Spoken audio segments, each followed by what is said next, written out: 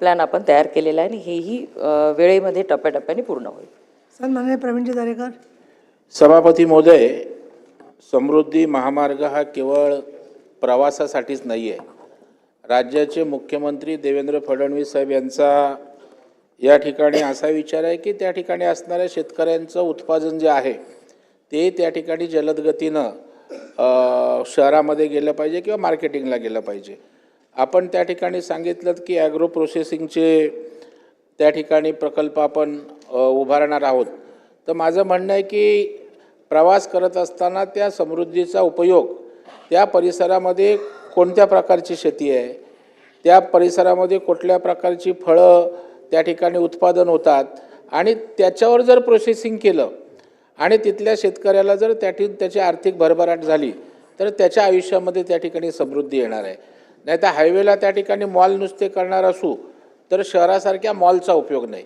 तर त्याच्यामध्ये शेतकरी आणि त्या ठिकाणी प्रगती असं त्या ठिकाणी त्यांची आर्थिक भरभराट होण्याच्या दृष्टीनं आणि त्या माध्यमातला तिथल्या जो आमच्या परिणय फुकेंनी प्रश्न विचारला की त्यानिमित्तानं बेरोजगारी त्या ठिकाणी कमी होणार आहे.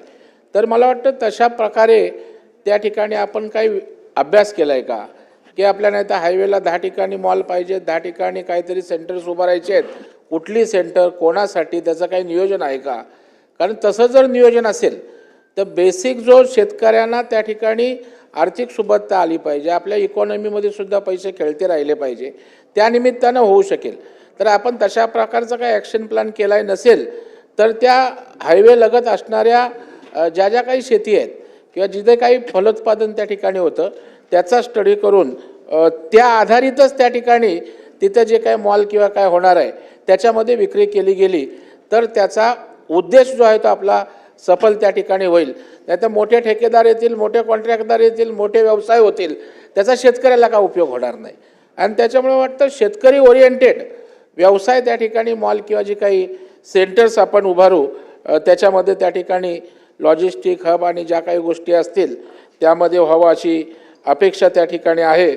आणि दुसऱ्या ज्या मूलभूत सुविधा आहेत, आज हायवेला आपण म्हटलात तरी टॉयलेट शौचालय अपुरी व्यवस्था आहे, 1-2 ठिकाणी आहेत, तर त्याचे स्पॉट नीट आयडेंटिफाय करून ते जलद गतीनं होण्याची आवश्यकता आहे. कारण आपण परवा शिर्डीला मी प्रवास करत असताना आपल्या त्या भिवंडी फाट्यापर्यंत येईपर्यंत लोकांची खूप अडचण त्या ठिकाणी होते.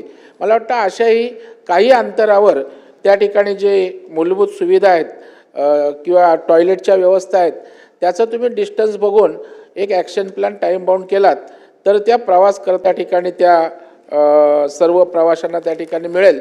या 2 गोष्टींची उत्तरं माननीय मंत्री महोदयांनी